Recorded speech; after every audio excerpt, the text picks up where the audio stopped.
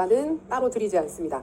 왜냐하면 형성평가 문제에 대한 답은 보통은 저희가 진도 나가는 교재 안에 다 있고 똑같이 답을 찾을 수 있는 게 있고, 오늘처럼 뭐 1번 문제에 있었던 사항들 같은 경우에는 수업 자료로 드렸던 부분 거기 안에 그대로 있는 사항들이라서 답을 잘 모르겠어, 혹시 수업을 빠지시거나 그래서 답을 잘 모르고 뒤에 기억이 안 나시더라도 찾아보면 답이 나오거든요.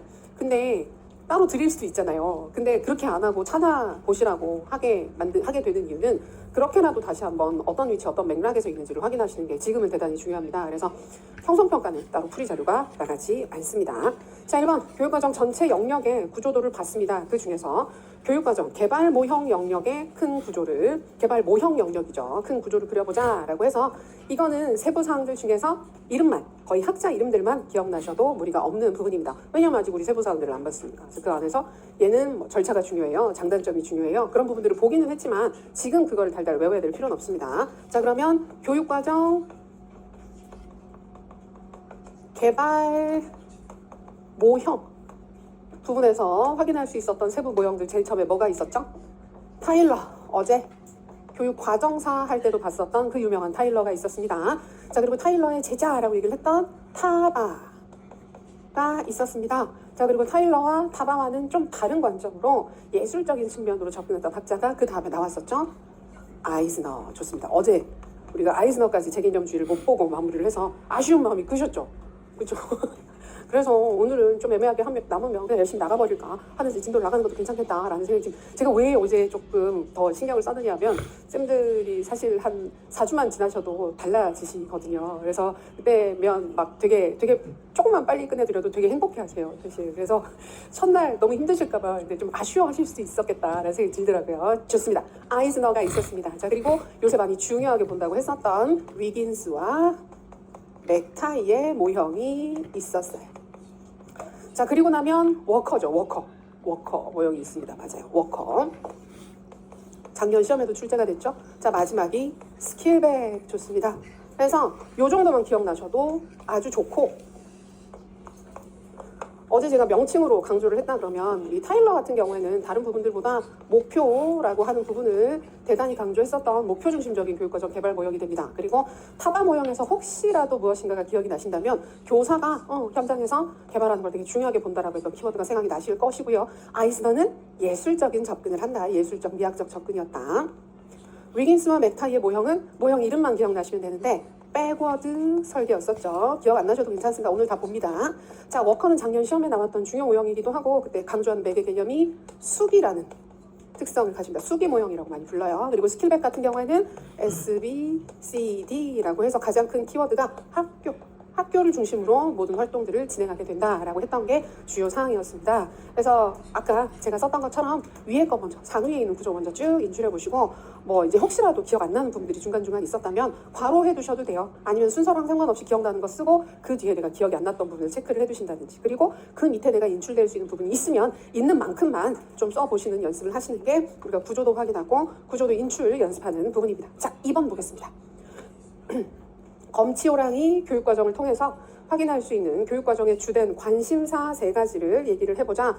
제일 먼저 검치호랑이가 나타나니까 도대체 뭘 가르쳐야 할까요?에 대한 고민을 한다 그랬죠. 무엇을 가르칠 것인가, 내용 선정. 자, 그리고 그 내용들을 어떤 식으로 구성해서 어떻게 가르칠 것인가, 그래서 어떻게 가르칠 것이냐라고 해서 교육 방법이나 내용의 조직, 구성 부분에 관심을 갖는다. 자, 3번째, 왜 가르쳐야 하느냐, 가르치는 이유에 대해서. 다른 말로 하게 되면 가르치는 이유라고 할 수도 있고 교육의 목적이라고 할 수도 있습니다. 목표보다는 좀 더 상위 개념에 해당하는 목적 쪽이 좀 더 적합한 말이 될 수 있습니다. 자, 3번째 문제.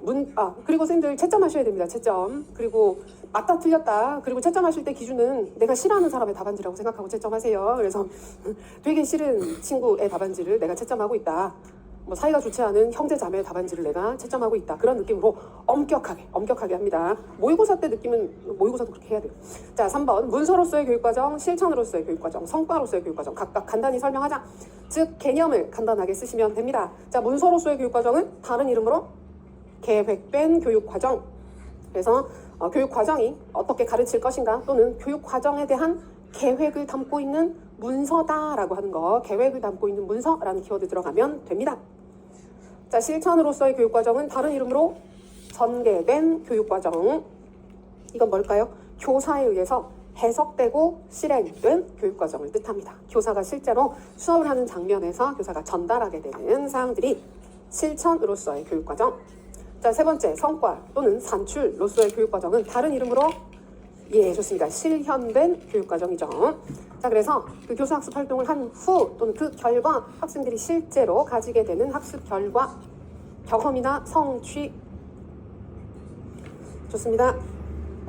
자, 네 번째 문제. 교육과정 결정에 영향을 미치는 세 가지 요소 기억나시죠? 순서 상관없었습니다. 사회, 학습자, 교과 또는 학문이라고 합니다.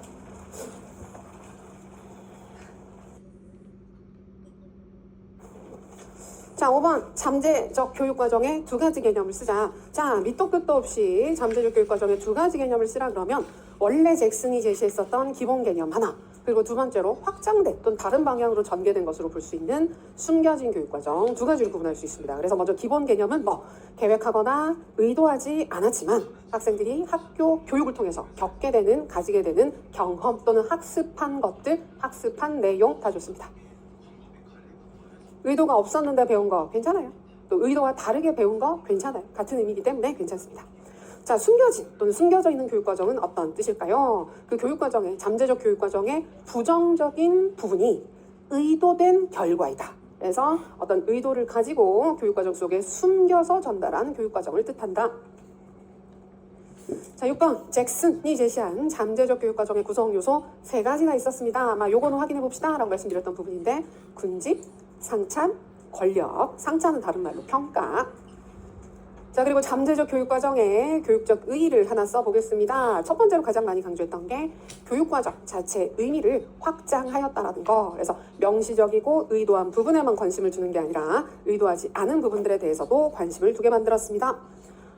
그 다음에 교육과정의 사실적 측면에 관심을 가지게 되었다도 있는데, 그거보다는 학교 교육과정의 효율성 향상에 크게 기여하였다. 좋습니다. 그래서 공식적 교육과정과 잠재적 교육과정이 만약에 불일치한다면 잠재적 교육과정이 공식적 교육과정보다 학생들한테 더 큰 영향을 미친다고 되어 있었죠. 그래서 두 가지가 방향이 잘 맞게끔 잠재적 교육과정을 만드는 게 아니라 그 왜곡되거나 갈등이 일어날 수 있는 요소들을 좀 줄일 수 있는 방향으로 주의해서 신경을 써서 교육과정을 실행한다, 운영한다. 그런 얘기 괜찮습니다.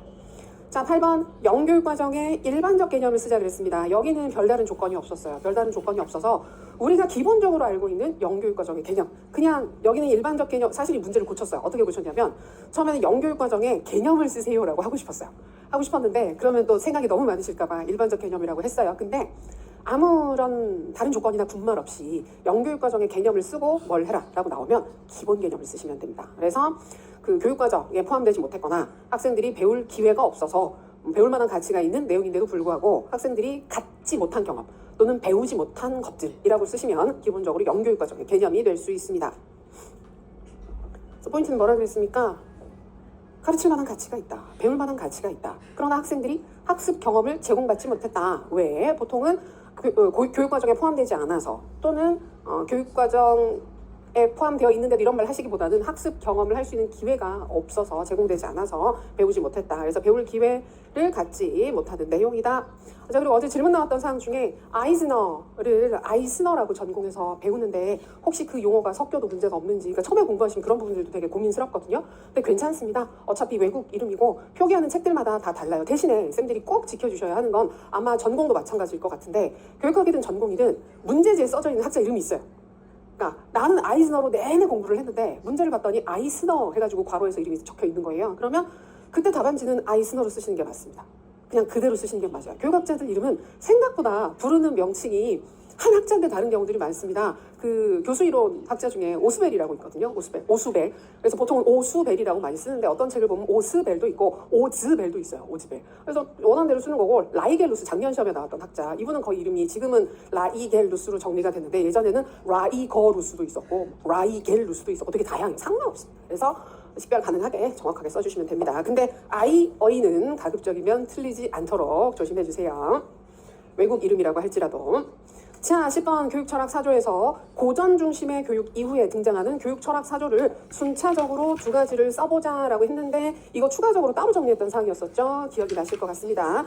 고전 중심의 접근 그 다음에 가장 중요하게 본다라고 했던 뭐가 등장을 합니까? 진보주의가 등장을 합니다. 그럼 진보주의는 써야 되겠죠. 두 가지 쓰라고 했으니까. 진보주의 다음에 이걸 비판하면서 뭐가 등장한다? 본질주의가 등장을 합니다. 여기까지만 쓰시면 됩니다. 근데 실제로는 요 뒤에 두 가지가 더 있었죠. 하나가 상존주의였고요. 나머지 하나는 맞습니다. 재건주의라는 게 있었습니다. 열심히 보셨습니다. 사실 어제 복습할 게 많이 없어가지고 그렇죠. 복습하시면서 아우 여유로